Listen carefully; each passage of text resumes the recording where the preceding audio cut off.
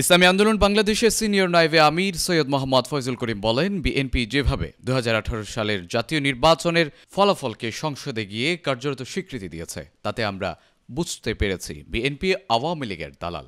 অথচ বিএনপি উল্টো ইসলামী আন্দোলনকে আওয়ামী লীগের দালাল বলে প্রচার করছে।